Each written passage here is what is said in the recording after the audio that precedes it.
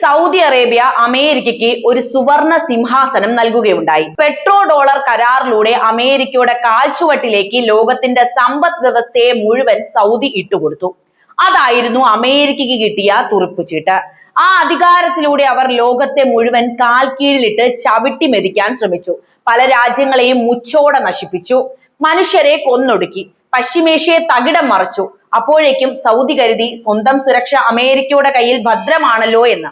എന്നാൽ ഇറാനുമായി യുദ്ധത്തിൽ ഏർപ്പെട്ടപ്പോൾ സൗദി അടക്കമുള്ള രാജ്യങ്ങൾക്ക് ഒരു കാര്യം വ്യക്തമായി: നഷ്ടം സംഭവിക്കുന്നത് സ്വന്തം മണ്ണിലാണെന്നും അമേരിക്കയോട് ഇനിയും വിധേയത്വം പാലിച്ചാൽ സ്വന്തം തടി കേടാകുമെന്ന യാഥാർത്ഥ്യം. ആ അവസരത്തിലാണ് സൗദി മുസ്ലിം നാറ്റോയിലേക്ക് തിരിയുന്നത്. തുർക്കിയും പാകിസ്ഥാനുമായി കരാറിലേർപ്പെട്ട സൗദി ഇനി ചെയ്യാൻ പോകുന്നത് ഡോളറൈസേഷൻ തന്നെയാണ്. അമേരിക്കയുടെ നെഞ്ചത്തേക്കുള്ള സൗദിയുടെ ആദ്യത്തെ കുത്ത്. ചെയ്ത തെറ്റ് സൗദി ഇതാ തിരുത്താൻ പോകുന്നു. തുർക്കിയും സൗദി അറേബ്യയും പാകിസ്ഥാനും കൈകോർത്ത് ഒപ്പുവെച്ച ആ സഹകരണ കരാർ കേവലം കടലാസിലെ അക്ഷരങ്ങളല്ല, മറിച്ച് ആഗോള രാഷ്ട്രീയത്തിൽ വരാനിരിക്കുന്ന വലിയൊരു കൊടുങ്കാറ്റിന്റെ വിളംബരമാണ്. മാധ്യമങ്ങൾ ഇതിനെ മുസ്ലിം നാറ്റോ എന്ന് വിശേഷിപ്പിച്ച് ആവേശഭരിതരാകുന്നുണ്ട്.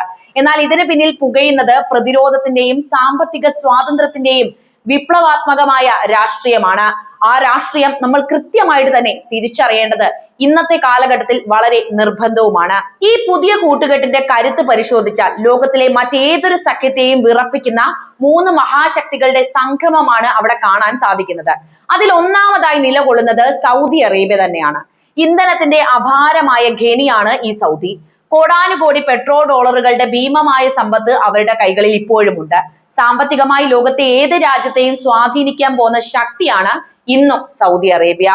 മറുവശത്ത് ഇസ്ലാമിക ലോകത്തെ ഏക ആണവ ശക്തി എന്ന ഗർവോടെ പാകിസ്ഥാൻ നിൽക്കുന്നുണ്ട്. ഏത് പ്രതിസന്ധിയെയും പ്രതിരോധിക്കാൻ പോകുന്ന ആധുനിക സേന പാകിസ്ഥാന്റെ കൈവശമുണ്ട്.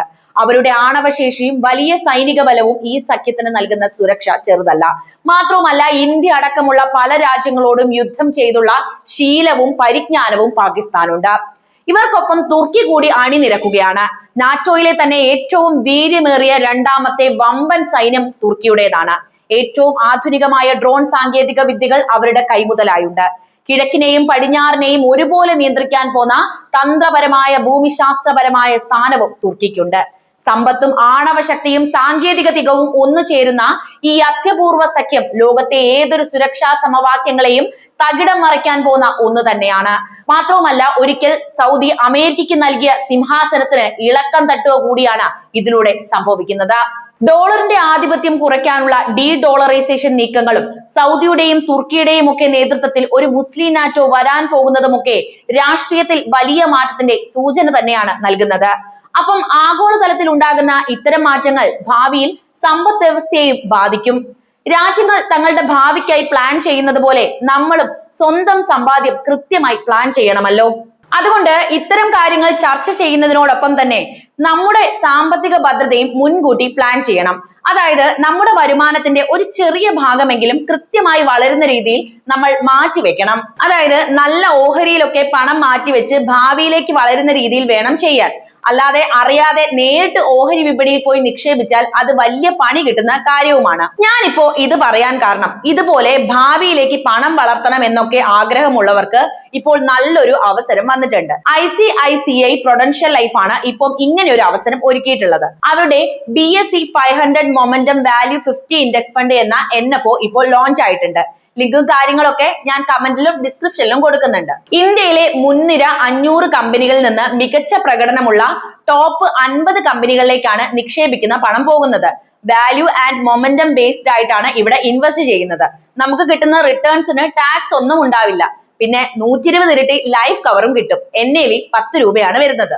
നമുക്കിവിടെ പണം പോകാതെ ക്യാപിറ്റൽ ഗ്യാരണ്ടീഡ് ആയിട്ട് നിക്ഷേപിക്കാവുന്നതാണ്. ഈ ഇൻഡെക്സിന്റെ കഴിഞ്ഞ പെർഫോമൻസ് നോക്കിയാൽ കഴിഞ്ഞ 7 വർഷത്തിൽ ഏകദേശം 30.1% റിട്ടേണും 10 വർഷത്തിൽ 21.2% റിട്ടേണും നൽകിയിട്ടുണ്ട്. പിന്നെ പ്രവാസികൾക്കൊക്കെ ആണെങ്കിൽ 18,000 രൂപയൊക്കെ നിക്ഷേപിച്ചാൽ 2 കോടി വരെ റിട്ടേൺ സാധ്യതയും ഇവിടെ പറയുന്നുണ്ട്. എന്തായാലും ഇത് നല്ലൊരു അവസരമാണ് വന്നിട്ടുള്ളത്. ലിങ്കും കാര്യങ്ങളും ഞാൻ കമന്റിലും ഡിസ്ക്രിപ്ഷനിലും കൊടുത്തിട്ടുണ്ട്. കാര്യങ്ങൾ മനസ്സിലാക്കി വെക്കുക. നിങ്ങൾക്ക് യോജിക്കുന്നതാണെന്ന് തോന്നിയാൽ നിക്ഷേപിക്കാം. പിന്നെ ഈ NFOയിൽ നിക്ഷേപിക്കാനുള്ള അവസാന ഡേറ്റ് ഈ മാസം 23 വരെയാണ്.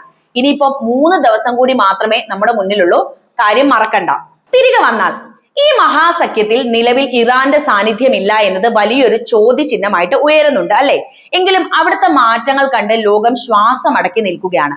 ചരിത്രപരമായ അഭിപ്രായ വ്യത്യാസങ്ങളും വിഭാഗീയതകളും അവരെ തൽക്കാലം മാറ്റി നിർത്തുന്നുണ്ടാകാം. എന്നാൽ ചൈനയുടെയും റഷ്യയുടെയും മധ്യസ്ഥതയിൽ മേഖലയിൽ പുതിയ സൗഹൃദത്തിന്റെ വെളിച്ചം തെളിയുന്നുണ്ട് എന്ന യാഥാർത്ഥ്യം കൂടി നമ്മൾ ഇവിടെ മനസ്സിലാക്കേണ്ടതുണ്ട്. ഭാവിയിൽ ഇറാൻ കൂടി ഈ ചേരിയിലേക്ക് നടന്നെടുത്താൽ അത് വലിയൊരു വഴിത്തിരിവ് തന്നെയാണ്. പശ്ചിമേഷ്യയിലെ അമേരിക്കൻ സാന്നിധ്യം എന്നേക്കുമായി അടഞ്ഞ അധ്യായമായി മാറാൻ അത് കാരണമായിരിക്കും. പതിറ്റാണ്ടുകളായി സൗദിയുടെ സുരക്ഷാ കവചമായി സ്വയം ചമഞ്ഞിരുന്നത് അമേരിക്കയായിരുന്നു. അമേരിക്കയ്ക്കേറ്റ ഏറ്റവും വലിയ തിരിച്ചടിയാണ് സൗദിയുടെ ഈ പുതിയ നീക്കം എന്നത് നമ്മൾ മനസ്സിലാക്കണം. പശ്ചിമേഷ്യയിൽ ആളിപ്പടർന്ന സംഘർഷങ്ങളിൽ സ്വന്തം താല്പര്യങ്ങൾ മാത്രം സംരക്ഷിക്കാനാണ് അമേരിക്ക എന്നും ശ്രമിച്ചിട്ടുള്ളത്. പ്രദേശത്തെ ഒരു യുദ്ധക്കളമാക്കി മാറ്റി ഗൾഫ് രാജ്യങ്ങളെ അവർ പ്രതിസന്ധിയിലാക്കി. അമേരിക്കൻ നയങ്ങളോടുള്ള കടുത്ത അമർഷവും പ്രതിഷേധവും തന്നെയാണ് സൗദിയെ ഈ പുതിയ വഴി തെരഞ്ഞെടുക്കാൻ പ്രേരിപ്പിച്ച പ്രധാന ഘടകങ്ങളിൽ ഒന്ന്.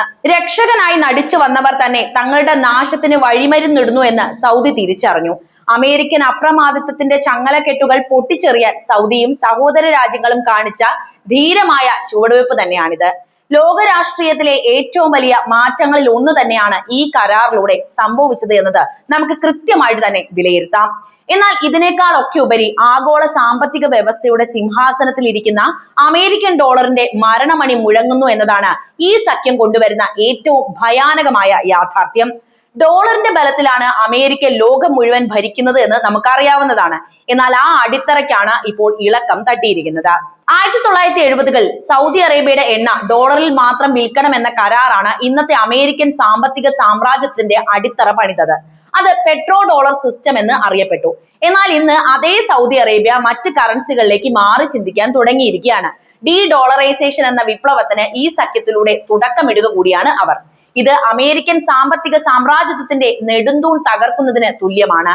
ഡോളറിന്റെ ആധിപത്യം അവസാനിക്കുന്നതോടെ വാഷിംഗ്ടണിന്റെ ഗർവവും അസ്തമിക്കും.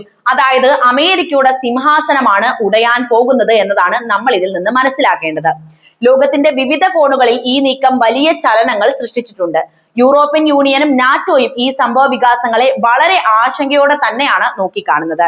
കാരണം തങ്ങളുടെ സൈനികവും സാമ്പത്തികവുമായ ആധിപത്യം ചോദ്യം ചെയ്യപ്പെടുകയാണ് എന്ന് അവർ തിരിച്ചറിയുന്നുണ്ട്. ഇനി വരാനിരിക്കുന്ന കാലം പശ്ചിമേഷ്യൻ രാജ്യങ്ങളുടെ മാത്രം തീരുമാനങ്ങൾ നടപ്പിലാക്കുന്ന കാലമായിരിക്കില്ല എന്ന യാഥാർത്ഥ്യമാണ് ഇതിൽ നിന്നൊക്കെ നമുക്ക് വായിച്ചെടുക്കാൻ കഴിയുന്നത്.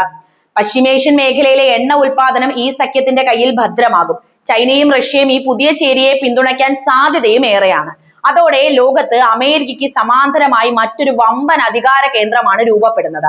ഇത് വ്യാപാര രംഗത്തും വിദേശ നയങ്ങളിലും വലിയ മാറ്റങ്ങൾക്കും വഴിതെളിക്കും. പാകിസ്ഥാന്റെ സാമ്പത്തിക തകർച്ചയ്ക്ക് ഈ സഖ്യം വലിയൊരു ആശ്വാസമായേക്കാം എന്ന കാര്യം കൂടി നമ്മൾ ഇവിടെ എടുത്തു പറയണം. സൗദിയുടെ സാമ്പത്തിക സഹായവും തുർക്കിയുടെ സാങ്കേതിക സഹായവും പാകിസ്ഥാന് പുതിയ കരുത്ത് നൽകുന്നവയാണ്. തുർക്കിക്കാകട്ടെ പശ്ചിമേഷ്യയിലും ഇസ്ലാമിക ലോകത്തും തങ്ങളുടെ സ്വാധീനം ഉറപ്പിക്കാൻ ഇതിലും വലിയൊരു അവസരം വേറെ ലഭിക്കാനുമില്ല. സൗദി അറേബ്യയ്ക്ക് തങ്ങളുടെ സുരക്ഷയ്ക്കായി ഇനി അമേരിക്കയുടെ മുന്നിൽ കൈകൂപ്പി നിൽക്കേണ്ട അവസ്ഥയുമില്ല. കാരണം തുർക്കിയും പാകിസ്ഥാനും ഇപ്പോൾ സൗദിയുടെ പക്ഷത്താണ് നിലയുറപ്പിച്ചിട്ടുള്ളത്. ചുരുക്കി പറഞ്ഞാൽ ലോക ചരിത്രത്തിലെ വളരെ നിർണായകമായ ഒരു അധ്യായത്തിനാണ് നമ്മൾ സാക്ഷ്യം വഹിക്കുന്നത്. പശ്ചിമേഷ്യൻ മണ്ണിൽ നിന്ന് ഉയരുന്ന ഈ പുതിയ ശബ്ദം ലോക സമാധാനത്തെ എങ്ങനെ ബാധിക്കുമെന്നത് കാത്തിരുന്ന് കാണേണ്ടത് തന്നെയാണ്.